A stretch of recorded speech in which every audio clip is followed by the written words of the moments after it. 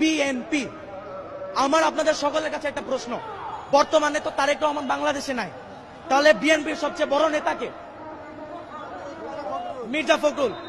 এখন আমি বলতে হাসি পাচ্ছে আমার, মির্জা ফখরুল যদি দেশের সবচেয়ে বড় নেতা হয় বিএনপির, তাহলে গত 3 মাসে কেন মির্জা ফখরুলকে কোনো টক শোতে কিংবা কেন কোনো মিডিয়া ফেস করতে দেখা যায় না? দেখা গেছে কাকে? সালাউদ্দিন সাহেবকে।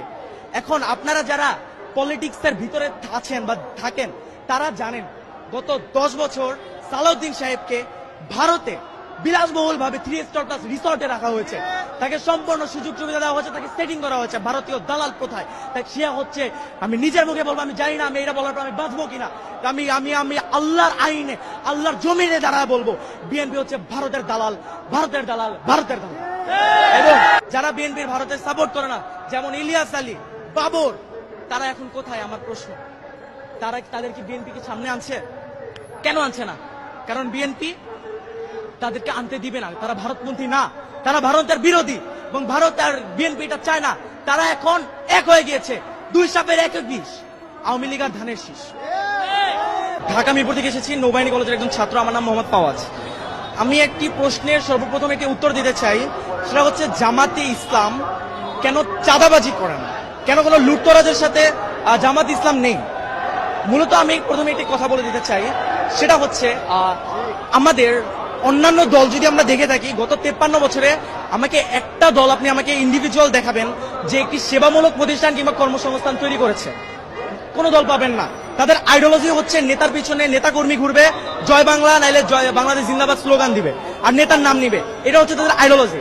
জামাতের আইডিওলজি এটা নয়। তাদের আইডিওলজি কিভাবে একটি নতুন প্রতিষ্ঠান তৈরি করা যায়। আপনি যদি গত 53 বছরে খেয়াল করেন, অসংখ্য জামাতের হাসপাতাল, অসংখ্য ব্যাংকিং সেক্টর তৈরি করা হয়েছে, যার কারণে জামাতে ইসলামের যে নেতাকর্মীরা রয়েছে, পড়াশোনা শেষে তারা যদি চাকরিও না পেয়ে থাকে, তাদেরকে ওইখানে নিয়োগ দেওয়া হয়, এবং যার কারণে তাদের চাঁদাবাজি কিংবা এইসব কাজে লিপ্ত হতে হয় না। তারা একটি অর্থনৈতিক ভালো একটি কাজের মাধ্যমে তাদের জীবন বাহন করতে পারে। এবং জামাতের আদর্শ এবং অন্য একটি দলের আদর্শে ভিন্ন কোথায়? আমি একটি কথা বলতে চাই, অন্য একটি দলে আপনি সেন্ট্রাল থেকে টাকা পাবেন, টাকা যদি না পান আপনি চাঁদাবাজিতে লিপ্ত হবেন। আপনি বিএনপি বলুন, আওয়ামী লীগ বলুন, ছাত্রদল বলুন, ছাত্রলীগ বলুন, সবাই একই ক্যাটাগরি।